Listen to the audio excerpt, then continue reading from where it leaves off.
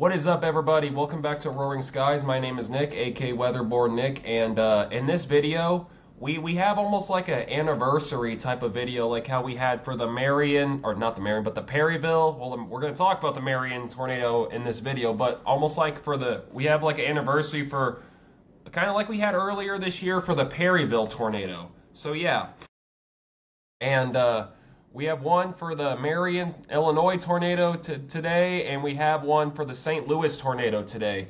And mind you, this outbreak was so much more than just the St. Louis and Marion tornado. Lots of tornadoes occurred on this day, including the London and Somerset tornado, which would go on to be, later on, be the deadliest tornado of the entire outbreak. But the St. Louis tornado and the Marion tornado were nothing to scoff at. The St. Louis tornado would go on to be over a mile in width. And the Marion tornado would be Illinois' first violent tornado since, I believe, 2015 to 2017.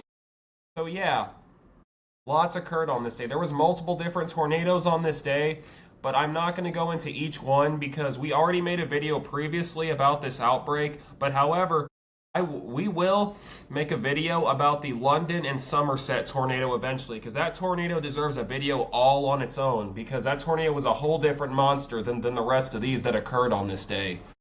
So, but how are you all doing? I hope all of you are staying safe during this crazy weather season, and I hope all of you are staying weather aware and all right and safe during this crazy year, because 2026 continues to be a crazy weather season for all of us around the United States and just all over the country. So yeah, hope all of you are okay out there.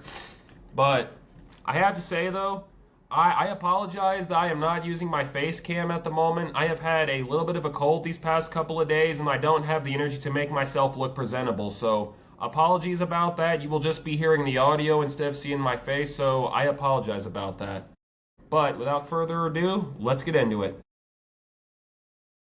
So on this day,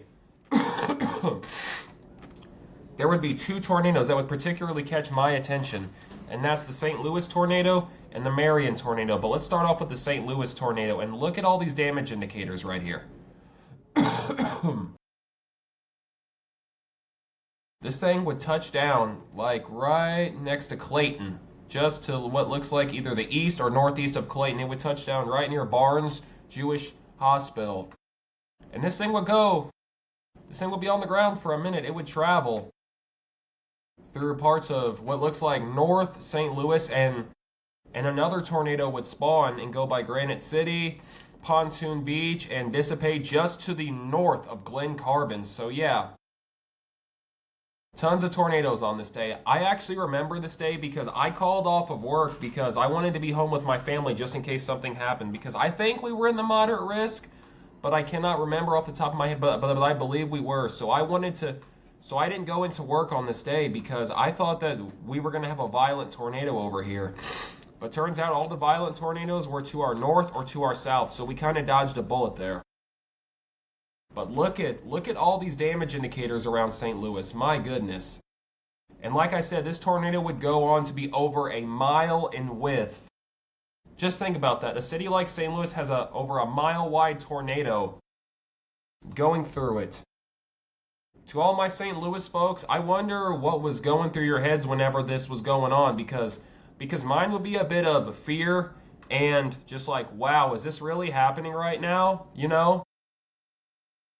And as you can see, this tornado would go on to be rated EF3 because you see the EF3 damage indicators. The orange is EF3. And look at all of that. And I'm actually going to show you a picture of this tornado because I want to show you how much this thing dwarfed and how much of the sky this thing took up. So let me show you. Look at that. Now to no one who's paying attention or anything, to me or to someone who doesn't know what they're looking at, this just looks like a wall of rain. But no, believe it or not, there is over a mile wide tornado in there. And look at all of this right here. I would actually go to a concert about a week or so after this happened at the pageant on Delmar Boulevard, and I would see construction crews cleaning up the mess that this monster left behind. This thing Man, it's like I said in a video a couple of weeks ago, St. Louis is just a tornado magnet. There have been plenty of EF4s that have went through St. Louis. One of the deadliest tornadoes in U.S. history that I previously covered on a video a couple months back went through St. Louis. I think in the 1800s. I'll have to go back and check. Like I said, I apologize. My memory can be a bit foggy sometimes, but I believe it was in the 1800s. But yeah. And you also had the 2011 EF4 that damaged parts of Lambert St. Louis International Airport. And then you got this. A lot of people didn't know that there was a tornado coming. There was some that did, but some people did not because it just looks like a wall of rain. But just look at this. Imagine going out on your front porch and seeing this approaching you. And I didn't even know there was a tornado on the ground until I started to see a hook form and a little bit of debris form in St. Louis. So all my attention went on from the storms down south, like around Poplar Bluff, Sykeston, and all that, to this, because I mean, just look at this. Because it looks like the tornado is somewhere around here, something like that. But yeah, the tornado was heavily wrapped in rain, which added a little bit more to the terror that would fall on St. Louis on this day. And let me go back. Hold on one second. But yeah, what do you guys think so far of this behemoth? And here is some of the damage that would happen to St. Louis on this day. As you can see right here, look at this EF3 damage right here. You can clearly see how destructive this was in St. Louis. You can clearly see because, you know, you normally see something like this out in the plains. You don't normally see something this wide and destructive in a metropolitan city. There have been tornado cities around the metropolitan cities around the U.S. that have experienced violent tornadoes. Like, for example, Birmingham has seen quite a few F4s and F5s. Moore, Oklahoma, and St. Louis, of course. And back in 1974, I think an F4 went through parts of Louisville. I will have to go back and look, but I believe so. But yeah, I'm going to show you more damage. This is some of the damage that I would see whenever I was going through St. Louis. Going to a concert at the pageant on Delmar Boulevard. This is some of the destruction that I would see. And you know, I just can't put it to you guys any other way than this. I have been to St. Louis so many times, and I almost know it like the back of my hand, you know, where everything is and all this and that. And I saw construction crews cleaning up stuff like this literally a week later.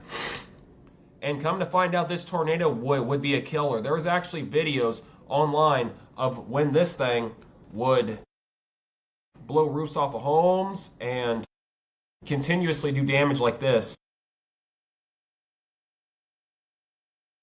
So what do you guys think? To all my people who follow this channel, who live in and around the St. Louis, Missouri area, it just really goes to show you how puny and small we are compared to Mother Nature, because it can flip your day on its head. It can go from being nice and sunny, you know, to this. It really shows you how puny we are. But yeah, I'm going to try to make this into a little short video as like an anniversary. I kind of don't want to go into depth like how we did last time where we like followed its entire track. I just want to just kind of, what's the word? I just kind of want to re-talk about it. I mean, I can't think of the word. I'm pretty sure that's not a word, but I kind of want to, you know, revisit it. There we go. It's been over a year since it happened. So yeah, that was the St. Louis tornado. And once again, I'm going to show you guys a picture of this. Because once again, I mean, this picture, I mean, you've probably seen it like a day or so after. It went pretty viral. Or at least I thought so, because it was everywhere. I saw this picture everywhere. Look at that. Literally, this looks like something you would see out of like something out of Hollywood. You know what I mean? It looks like a wall of rain is coming, but once again, I believe the tornado is right here, because that's what it looks like to me. And like I said, this tornado would go to be over a mile in width. So yeah, this tornado pretty much dwarfed and, you know, a lot of the sky this day in St. Louis. Yeah. But now we go from St. Louis to another tornado that occurred on this day. Though, as soon as I saw the debris ball and the strong rotation on radar, I yelled, "Holy sugar honey iced tea!" And that's this tornado, the Marion tornado. And this tornado would go on to be later rated as EF4. And once again, I believe this is Illinois' first violent tornado since I believe the Perryville tornado of 2017 or the Rochelle tornado of 2015. And I'm just for stuff and giggles, if you want to throw the Washington, Illinois tornado in there too, you can as well. But yeah, this thing would be on the ground for a little bit and would cause EF4 damage just south of Marion. And this tornado would go on to have wind speeds about 190 miles an hour. So yeah.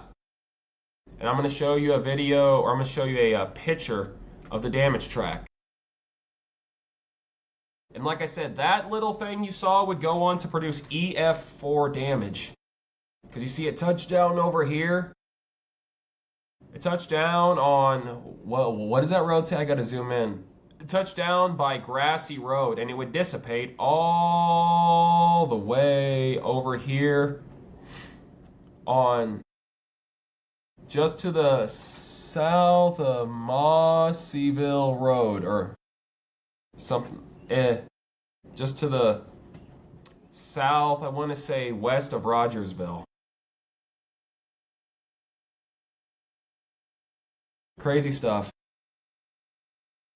And I believe this is an interstate down here that goes through Marion, which I actually was on this interstate a couple of months ago, and I wish I had my camera so I could put a picture on screen to show you guys, because I was thinking about taking a picture because I went down to Atlanta a couple of months ago, and to go down there we had to go south of Marion. There was on the interstate, there was a patch of trees that was perfectly fine on one end, and as you continue driving down the interstate, there's a large path of trees where you can't see any trees. Oh, it's a perfectly line of trees just cut straight down the middle. Like, and then someone made the joke like, "Oh, Nick, it's probably lumberjacks or some people cutting down trees." And I'm like, I mean, I don't know how that works, the people in the tree business or whatever, but I was like, but I'm pretty sure that they don't just cut one in half, chop the bottom off of one and chop the other in half and chop a few branches off of another one. I'm pretty sure they cut it all the way down. You know what I mean? This is the type of damage that I would see along this interstate right here. And I'm pretty sure this is the spot too. There's a bunch of trees right here. Can't get a close enough shot, but that's fine. Look at these spots of EF4 damage.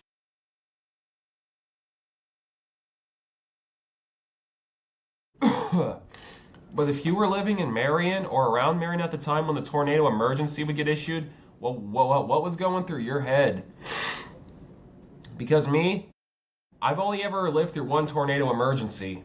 So, yeah, it would be absolutely frightening to go through something like this. To see a tornado emergency, you know a large and violent tornado is coming your way, and there's nothing you can do except take cover or just get out of the way before it arrives. But I would prefer to take cover because never try to outrun a tornado in a car. Never try to take shelter under an overpass. It's only going to lead to, you know, bad things. So if you have a basement or a cellar or you know, if you're out and about and you can't escape, lie in a ditch. You know, never try to outrun a tornado. Never take cover under an overpass. An overpass cannot protect you from tornadoes. That is a myth.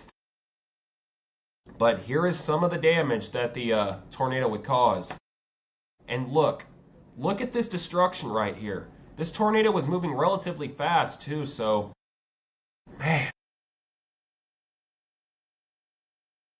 This home looks like it was swept off of its foundation. So yeah, I can't fathom something like that. Look, and you can even see some of the trees right here. This home looks like it was swept clean off of its foundation. And like I said, this just goes to show you that a tornado doesn't need to be a wedge to cause this type of damage. There have been plenty of tornadoes that have been small throughout history. Well, not super small, but smaller than a wedge. Like, for example, the Ely, Manitoba, Canada F5 that occurred in 2007. It was a beautiful rope tornado. It was a beautiful white funnel for pretty much all of its life. And it picked a home off of its foundation and threw it in the air. And it exploded. There's a video that I'll actually have to make that into an F5 countdown. I'll have to bring that back, too, just to show you guys that. But yeah. Look at this. Crazy stuff. And once again, I want to show a picture of this thing. Look at how, and like I said, from a distance, if there was nothing in its path, this tornado would be quite cool to take videos and photos of, but as you can see, there's homes and stuff around here. And there would be a tornado emergency that would be issued for this tornado. So, yeah. It's never a good thing whenever a tornado emergency gets issued. It's absolutely horrifying. Here's some more damage.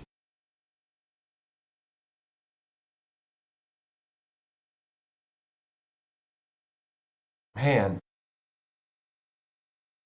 Something like that. I'm at a loss for words whenever I see something like that, you know, because you don't expect violent tornadoes in Illinois. Yeah, Illinois has had quite a few violent tornadoes in its history, but we don't get them as often as other states. But still, it just goes to show you a tornado can happen really anywhere.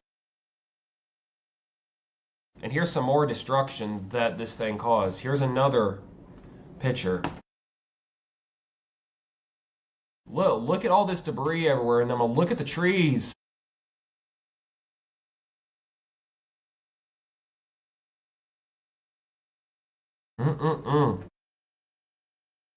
Craziness. And like I said, this tornado, because me personally, whenever I first saw the destruction this tornado caused, I thought this was going to end the EF5 drought. I personally thought this was going to end the EF5 drought, but the National Weather Service went out and surveyed it, and it would be rated an EF4 with wind speeds of 190 miles per hour. But the EF5 drought would later end earlier in the year, or later in the year in 2025 with the Enderlin tornado. But still, me personally, I thought this tornado was going to end the EF5 drought, but I was wrong. Nothing wrong with just, you know, assuming something and then you have to be corrected. There's nothing wrong with that.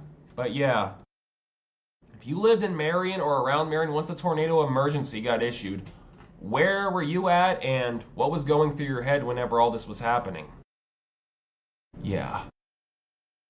But yeah, you guys, it's definitely a scary thing to see on here. But yeah, I just wanted to do like an anniversary video on these and just to, you know, talk about, you know, what impacts these things had and show you like pictures of them and damage that they caused, because these things were intense to violent. And like I said, there was another EF4 that occurred on this day, the London and Somerset tornado. I will probably make a video on that. We will probably make a video on that on a later date, because like I said, that tornado was a whole different monster than these two. The St. Louis tornado would unfortunately be a killer as well, but the London and Somerset tornado killed way more people than the St. Louis tornado did. So like I said, we'll have to make a separate like deep dive edition of that, so that way you guys can get the full scope of that EF4. But yeah, thank you all for tuning into this episode of Roaring Skies. And I hope you all enjoyed it, and I hope you were able to learn a thing or two from this. That's going to conclude it for this episode of Roaring Skies. I hope all of you stay safe, and I will see you in the next one.